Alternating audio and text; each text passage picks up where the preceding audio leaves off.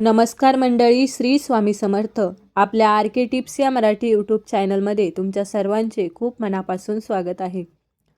उद्या आहे 31 डिसेंबर, वार आहे बुधवार आणि उद्या 31 डिसेंबर हा वर्षातील शेवटचा दिवस आहे. म्हणजे 2025 हे वर्ष संपून गुरुवारपासून 2026 हे नवीन वर्ष लागणार आहे. तर 2025मध्ये आपल्यासोबत काही गोष्टी वाईट घडल्या असतील, त्यासोबतच काही गोष्टी चांगल्यासुद्धा घडल्या असतील. ज्या गोष्टी आपल्यासोबत वाईट घडल्या त्या आपल्याला या 2025मध्ये सोडून द्यायच्या आहेत आणि ज्या नवीन गोष्टी आपल्यासोबत घडल्या त्या सोबत घेऊन आपल्याला 2026मध्ये प्रवेश करायचा आहे. हे 2025 वर्ष पुन्हा येणार नाही.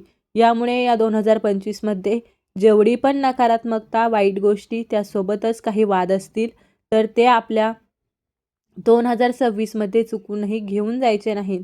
आपल्याला ते या 2025च्या उद्या शेवटचा दिवस आहे, तर या दिवशी आपल्याला संपूर्णपणे नष्ट करायचे आहेत, जेणेकरून 2026 हे आपल्या आयुष्यामध्ये सुख, शांती आणि समाधानाचं, भरभराटीचं, त्यासोबतच प्रगती व्हावी अशी स्वामींकडे प्रार्थना करूया.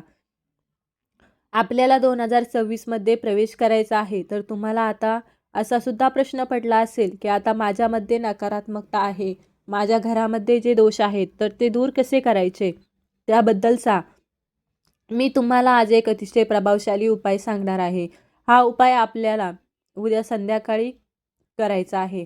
आपल्या घरावरून, मुलांवरून आणि स्वतःवरून आपल्याला अशी एक वस्तूही ओवाळून टाकायची आहे.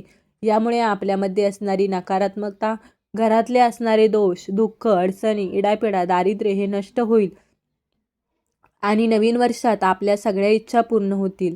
असा हा उपाय मी तुम्हाला आज या व्हिडिओमध्ये सांगणार आहे. त्यामुळे व्हिडिओ हा शेवटपर्यंत नक्की पहा. तर पहा, नवीन वर्षामध्ये आपले नातेवाईक, आपले मित्र किंवा आपले जवळचे जे असतात ते आपल्याला नेहमी शुभेच्छा देतात की नवीन वर्षाच्या हार्दिक शुभेच्छा, नवीन वर्ष तुमचं खूप चांगलं जावं, नवीन वर्ष तुमचं भरभराटीचं जावं. अशा भरपूर काही ना काही असे मेसेजद्वारे आपल्याला शुभेच्छा देत असतात. परंतु खरंच जर आपल्यासोबत होतं का? एखाद्याने आपल्याला शुभेच्छा दिल्या की तुझ्या नवीन 2026मध्ये तुझी खूप प्रगती होणार आहे, परंतु होते का? खरंच असा शुभेच्छा दिल्यानंतर ते वर्ष खरंच आपल्यासाठी तसं जातं का? आता 100% विचार जर केला तर 100% पैकी 10 लोकांसोबत होत असेल, परंतु 90% लोकांसोबत त्यात चांगल्याच गोष्टी घडतात असं नाही. जे 10% जे लोक असतात त्यांच्यासोबत दुसऱ्यांनी दिलेल्या शुभेच्छा किंवा काही दुसऱ्यांनी दिलेले आशीर्वाद जे असतात ते त्यांना कसे प्राप्त होतात, कारण त्यांच्या मनामध्ये नेहमी सकारात्मकता असते, चांगले विचार असतात. यांच्यामुळे त्यांच्यासोबत कुणी त्यांना दिलेला आशीर्वाद किंवा शुभेच्छा ज्या आहेत ते त्यांना प्राप्त होतात आणि त्यांच्या आयुष्यामध्ये चांगल्या गोष्टी घडत असतात. म्हणूनच मी तुम्हाला हा उपाय सांगणार आहे की आपल्यामध्ये नकारात्मकता असेल तर ती आपल्याला दूर करायची आहे, नष्ट करायची आहे. वाईट विचार आपल्या मनामध्ये असतील तर काढून टाकायचे आहेत आणि आपल्याला नवीन वर्षामध्ये 2026मध्ये आपल्याला चांगले विचार घेऊन, चांगल्या गोष्टी घेऊन प्रवेश करायचा आहे. तर पहा, मी तुम्हाला जो उपाय सांगणार आहे तर तो उपाय तुम्हाला उद्या संध्याकाळी करायचा आहे. उद्या संध्याकाळी 4 नंतर तुम्ही रात्री 12 वाजेपर्यंत कधीही करू शकता. पहा, उद्या सकाळी आपल्याला हा उतारा करायचा नाही, संध्याकाळी 4 नंतर हा उतारा आपल्याला करायचा आहे. तर पहिला उपाय मी तुम्हाला सांगत आहे. हा उपाय आपल्या घरातील, आपल्या वास्तूसाठी आपल्याला करायचा आहे. यासाठी तुम्हाला एक नारळ घ्यायचा आहे. नारळामध्ये पाणी असायला हवं असा नारळ घ्यायचा आहे. घराचा दरवाजा जो आहे, मुख्य दरवाजा जो उघडा करायचा आहे,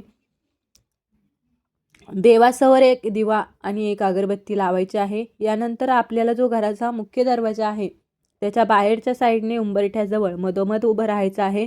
नारळ आपल्याला उजव्या हातात घ्यायचा आहे आणि तो उंबऱ्याच्या मधोमध जो भाग असतो त्यावर खाली टेकवायचा आहे आणि घड्याळाच्या काट्यानुसार गोल आपल्याला 7 वेळा उतरवून घ्यायचा आहे. उतरवल्यानंतर तो बाहेर घेऊन जायचा आहे. बाहेर घेऊन गेल्यानंतर घराच्या बाहेर एखादा मोठा डस्टबिन असेल त्यामध्ये टाकायचं आहे किंवा कुठे कचरा टाकायची जागा असेल तर तिथे टाकून द्यायचं आहे. आपल्याला मागे फिरून पाहायचं नाही. नारळ आपण घेऊन जातानाही मागे फिरून बघायचं नाही. नारळ टाकल्यानंतर सुद्धा मागे फिरायचं नाही. घरात यायचं आहे, हातपाय धुवायचे आहेत. आपल्याला गुळणा करायचा आहे आणि आपल्याला स्वामींचे दर्शन करायचं आहे किंवा तुमच्या देवघरामध्ये जे पण तुमचे गुरु आहेत त्यांचं दर्शन करायचं आहे. अतिशय प्रभावी उपाय आहे. हा उपाय केल्याने आपल्याला वास्तूमधील दोष, वास्तुदोष, पितृदोष किंवा इतर कुठले दोष असतील तर ते संपूर्णपणे नष्ट होतील. आणि हा नारळ घेताना यामध्ये पाणी असायला हवं असा तुम्हाला नारळ घ्यायचा आहे. ओला नारळ घ्यायचा नाही. हिरव्या कलरचा असतो वरून ज्यामुळे नारळ पाणी आपण पितो असा नारळ तुम्हाला घ्यायचा नाही. ब्राऊन कलरचा जो आपण देवांना फोडतो तसा नारळ तुम्हाला घ्यायचा आहे. यानंतर दुसरा उपाय हा आपल्याला घरातल्या व्यक्तींसाठी, मुलांसाठी करायचा आहे, स्वतःसाठी करायचा आहे. प्रत्येक व्यक्तीसाठी वेगवेगळा उपाय करायचा आहे. हा उपाय करण्यासाठी 2-3 कापराच्या वड्या आपल्याला हातात घ्यायच्या आहे. आता हा उपाय जर तुम्ही तुमच्या मुलांसाठी करत असेल तर मुलांवरून सांगितल्याप्रमाणे 7 वेळा घड्याळाच्या काट्याप्रमाणे असा तुम्हाला ओवाळून घ्यायच्या आहेत. घराच्या बाहेर म्हणजे आपल्या मुख्य दरवाजाच्या बाहेर एक मातीचं भांडं ठेवायचं आहे आणि त्यामध्ये या कापराच्या वड्या उतरवलेल्या तुम्हाला बाहेर जाळायच्या आहेत. आता मुलांसाठी एका मुलासाठी 3 कापराच्या वड्या घेतल्या तुम्ही तर दुसऱ्या मुलासाठी नवीन कापराच्या वड्या घ्यायच्या आहेत. नवीन उतारा करायचा आहे. प्रत्येक व्यक्तीसाठी एकच वस्तू वापरायची नाही.